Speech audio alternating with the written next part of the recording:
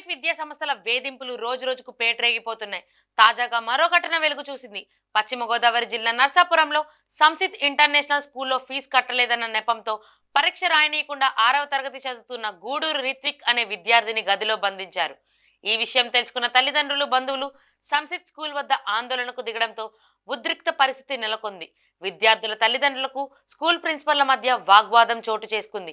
విషయం తెలుసుకున్న MEO school వద్దకు చేరుకున్నారు. చివరికి తల్లిదండ్రులు విద్యార్థులకు టీసీలు ఇవ్వమని పట్టుబట్టారు. ఆ స్కూల్ సంసిత్ పేరును కాకుండా స్వర్ణాంధ్ర ఇంటర్నేషనల్ స్కూల్ పేరును కొనసాగుతుండడంతో వెలుగు చూసింది. దీంతో తల్లిదండ్రులు మరింత రెచ్చిపోయారు. స్కూల్కు గుర్తింపు లేకుండా ఎలా నడుపుతున్నారంటూ నిలదీశారు. చివరికి ఎంఈఓ స్కూల్ యాజమాన్యానికి తగు హెచ్చరికలు జారీ చేసి పై అధికారులకు నివేదిక సమర్పిస్తానని, సంసిత్ స్కూల్ యాజమాన్యంపై తగు చర్యలు తీసుకుంటానని హామీ ఇవ్వడంతో విద్యార్థి తల్లిదండ్రులు ఆందోళనను విరమించారు.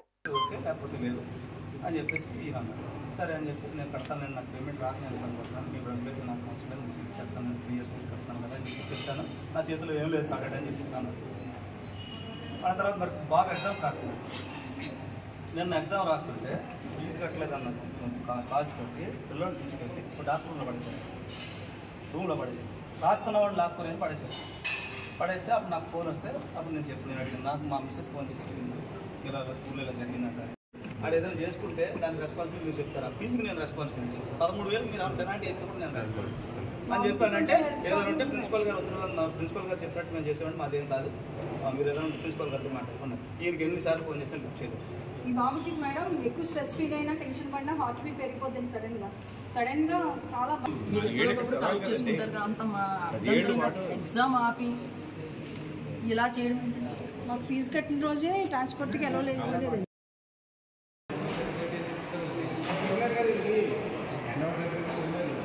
ఒక పేరెంట్తో మాట్లాడడం కావలేదు 2 years నుంచి.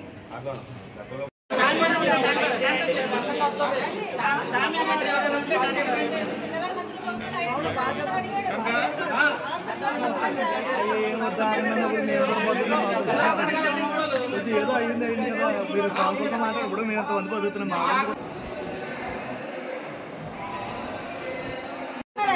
నేను 2 numbers ఇంతమంది ముందు ఓపెన్ చేయాలనిపిస్తున్నా. సంసిత్ స్కూల్ నుంచి నాకు ఎక్కడ వచ్చింది, నా హస్బెండ్ ఫోన్, నా ఫోన్, నాకు వచ్చిన కాల్ ఇది. ఈయన ఫోన్ చేస్తే నెంబర్ ఆఫ్ టైమ్స్ ఏంటి ఎన్ని సార్లు కాల్ చేస్తే ఏ రోజు లిఫ్ట్ చేయాలి. కాల్ అంటే కాల్ లిస్ట్ తీసుకోండి. 2 years సార్, 2 years మీలో మాకేం అవసరం సార్.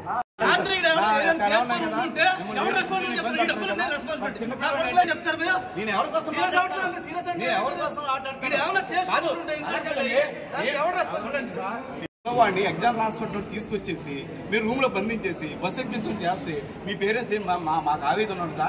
అంటే మీ స్కూల్కి వచ్చి మీరు ఇలా ఎందుకు చేస్తున్నారండి అంటే మీరు ఏంటి నా లేడీస్ తో కూడా ఇలా మాట్లాడుతున్నారని ఎక్కువగా మాట్లాడతారని మేము మాట్లాడుతున్నాం. ఏంటి అది మేడం గారు మీ సమాధానం చెప్పండి.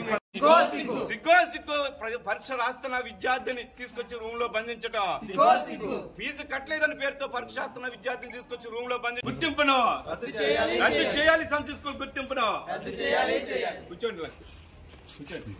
విద్యార్థులను రూమ్ లో బంధిస్తున్న సంసిత్ స్కూల్ గుర్తింపును విద్యార్థులను మానసికంగా వేధిస్తున్న సంసిత్ స్కూల్ గుర్తింపును రద్దు చేయాలి. సంసిత్ స్కూల్ గుర్తింపును రద్దు చేయాలి. సంసిత్ స్కూల్ గుర్తింపును అన్యాయం. విద్యార్థి ఎగ్జామ్ రాస్తుండగా రూమ్ లో కూర్చోబెట్టడం నశించాలి. ప్రిన్సిపల్ నిర్లక్ష్య వైఖరి విద్యార్థుల పట్ల పేరెంట్స్ పట్ల ప్రిన్సిపల్ నిర్లక్ష్య వైఖరి విద్యార్థుల పట్ల పేరెంట్స్ పట్ల ప్రిన్సిపల్ నిర్లక్ష్య వైఖరి.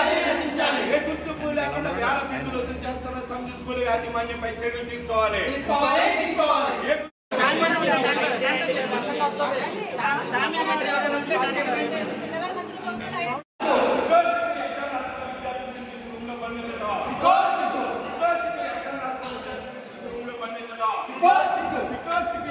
విద్యార్థులు తీసుకొచ్చి రూమ్ లో బంధించడం సంసిత్ స్కూల్ యాజమాన్యం నిర్లక్ష్య వైఖరి నశించాలి.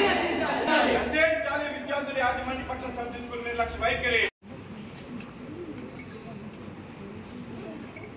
ఫీజు కోసం నేను లెటర్ రాసి ఇచ్చాను. అయినా కూడా వాళ్ళు 2వ రోజు నుంచే మళ్ళీ టార్చర్ స్టార్ట్ చేశారు. పిల్లలు వ్యాన్ ఎక్కుతుంటే వ్యాన్ ఫీజు కట్టలేదని చెప్పి వ్యాన్ ఎక్కద్దని రకరకాలుగా టార్చర్ పెడుతుంటే నేను స్కూల్కి వచ్చి బదిలాడుకున్నాను ప్రిన్సిపాల్ని. నా చేతిలో ఏం లేదు, 6 రోజుల్లో కట్టాలని చెప్పి గట్టిగా డిమాండ్ చేశారు వాళ్ళు. సరే సార్, నాకు పేమెంట్లు ఏమైనా ఉందని మీకు కడతానని చెప్పి ఒప్పుకోవడం జరిగింది.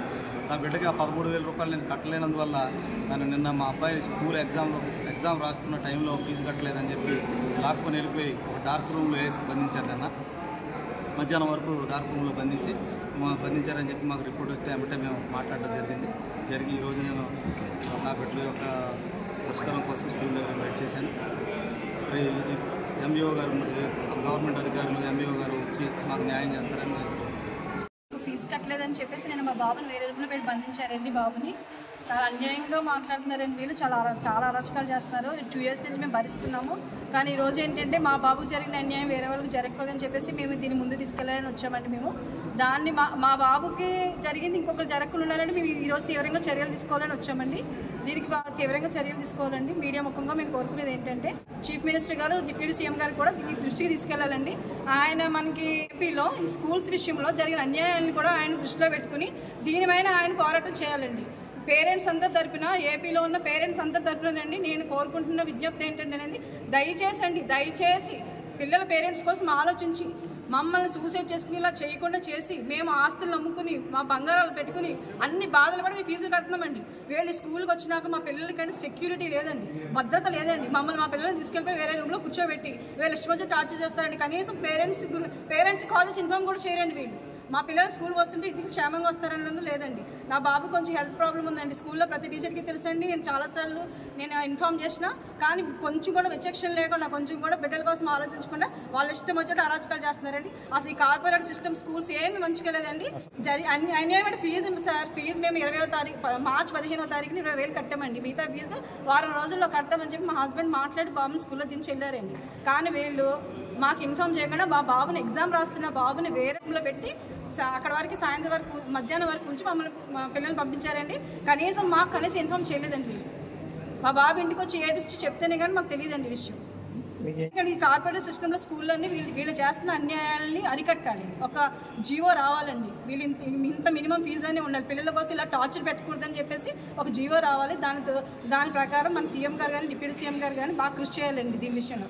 ఎందుకంటే పేరెంట్స్ వచ్చి వాయిస్ ఎవరు ఇవ్వలేకపోతున్నారండి. మాలాంటి వాళ్ళు ఎవరైనా మేము ముందుకు వచ్చింది కూడా మిగతా పేరెంట్స్ అందరికీ అన్యాయం జరగాలనండి. చాలామంది మాట్లాడలేకపోతున్నారండి. ఈ కార్పొరేట్ సిస్టంలో స్కూల్స్ వల్ల చాలామంది బాధింపబడుతున్నారండి. వాళ్ళు ముందుకు వచ్చింది కూడా మా బిడ్డ కొడుకు కోసమే కాదండి.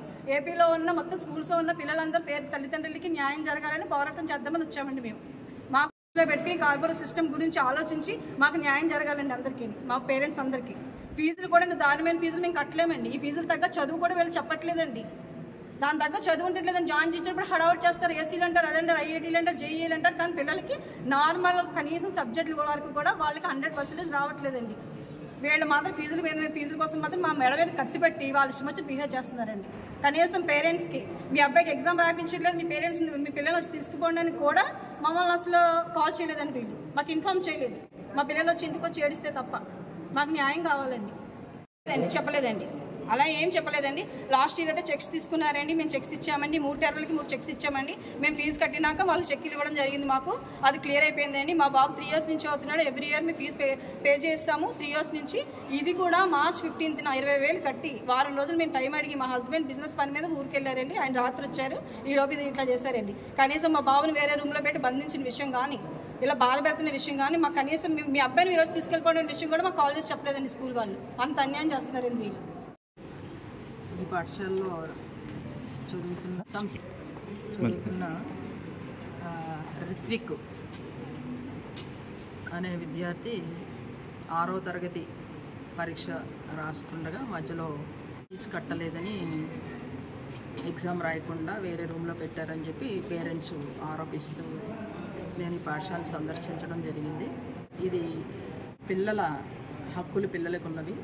వారు పరీక్ష రాసే మధ్యలో మనము ఏ విధంగానూ వాళ్ళని డిస్టర్బ్ చేయకూడదు. అందున ఫీజు కట్టలేదు అని చెప్పి బయటికి తీసుకురావడం అనేది కూడా అది కరెక్ట్ కాదు అని ఆ ప్రిన్సిపల్ని హెచ్చరించడం జరిగింది. అలాగే ఈ ఫీ బకాయిలు లేకపోతే ఇంకేమైనా ఉన్నాయి ఫైనాన్షియల్కి సంబంధించిన ఏ విషయంలోనైనా వాళ్ళకి బకాయి ఉన్నట్టుగా ఉంటే మాత్రం అవి పేరెంట్స్ని మాత్రమే వాళ్ళు డిస్కస్ చేసుకొని అది సెటిల్ చేసుకోవాలి. అంతేగాని పిల్లలు మాత్రం ఇబ్బంది పెట్టకూడదు. ఈ విషయంలో మరి ప్రిన్సిపల్ని హెచ్చరించడం జరిగింది. అలాగే ఈ విషయాన్ని కూడా నేను పై అధికారుల దృష్టికి తీసుకెళ్ళి వారిని దృష్టిలో పెట్టి వారు చెప్పిన ప్రకారంగా ముందుకెళ్తానని ఇది మూలంగా నేను తెలియజేస్తున్నాను.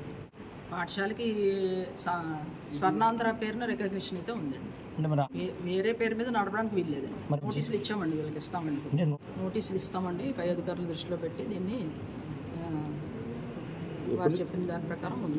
నేను విజిట్ చేసి ఈ విషయం గతంలో కూడా మీరు పేరు మార్చడానికి వీల్లేదని ప్రిన్సిపాల్ని హెచ్చరించానండి. ఈయన మార్చేస్తాము అని చెప్పారు నాకు, అయినా కూడా మార్చలేదు. నేను చెప్పాను, ఈయన కూడా నా దగ్గరికి వచ్చినప్పుడు చెప్పాను, ఆ పేరు మీద మీరు రావడానికి వీల్లేదు, మీది స్వర్ణాంధ్ర పేరు మీదే ఉంది కాబట్టి స్వర్ణాంధ్ర పేరు మీద మీరు నడుపుకోవాలని చెప్పానండి. మా లెవెల్లో ఉండదండి. ఉన్నాయండి, ఇచ్చాం కదండి మేము. మరి దాని ప్రకారం జరుగుతుందా? అది పేరెంట్స్ దగ్గర నుంచి మేము ప్రతి స్కూల్ని విజిట్ చేసి వాళ్ళ ఇది డిస్ప్లే చేయమని కూడా చెప్పామండి. ఇక్కడ డిస్ప్లే ఎక్కడ ఉందండి?